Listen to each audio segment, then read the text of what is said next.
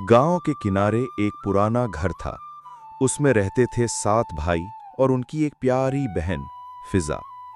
फिजा बचपन से ही बहुत सीधी साधी और मेहनती थी।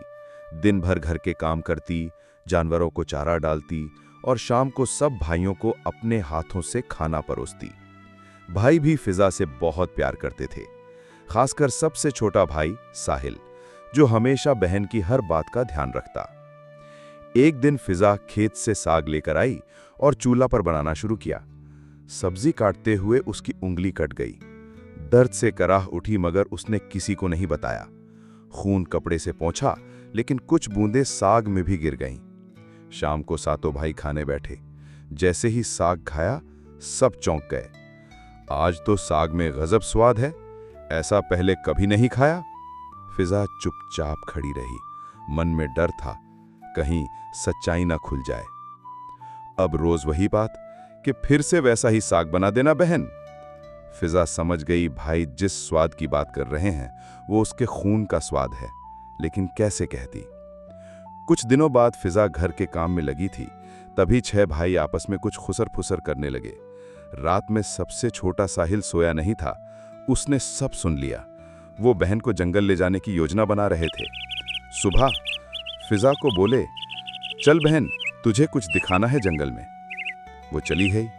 जंगल के बीच एक छोटी सी टीले पर ले जाकर उन्होंने बहन को रस्सी से बांध दिया। फिजा रोई नहीं, सिर्फ बोली, अगर सच में मेरा खून चाहिए तो छाती में निशाना करना भैया। 6 भाई चुप रहे, मगर साहिल वहीं दूर खड़ा रोता रहा। उस दिन फिजा वापस नहीं आई। शाम को जब खाना बना तो बड़े भगोने में से बहन के शरीर का पका हुआ मांस परोसा गया। 6 भाई चुपचाप खाने लगे। साहिल ने थाली में मीट की जगह उसने मछली चुपके से रख ली और असली चीज को जाकर पास की मिट्टी में दबा दिया। वो रोज वहां जाता, उस जगह को पानी देता। कुछ हफ्तों बाद वहीं से एक बांस का पौधा उगा। सालों बीत गए। एक दिन गांव में एक बूढ़ा साधु आया। हाथ में बांसुरी थी, बहुत ही मीठी आवाज वाली। जब वो बांसुरी बजाता तो उसमें से एक करुण पुकार निकलती, भैया, साहिल, सुन रहे हो ना। गांव में सब चौंक गए। साहिल दौड़कर साधु के पास गया और बांसुरी को आग में डाल दिया। तभी वहां एक रोशनी की लहर उठी और उसी में से फिजा बाहर निकली, बिल्कुल पहले जैसी, मगर अब शांत और पवित्र सी। साहिल ने गंगा जल और तुलसी का जल फिजा पर छिड़का। फिजा जैसे नींद से जागी और दोनों गले लगकर बहुत देर तक रोते रहे। गांव के लोग सब कुछ समझ गए। पंचायत बुलाई गई। 6 भाई घुटनों के बल आ गए। हमें माफ कर दे बहन, हमसे बहुत बड़ा पाप हो गया।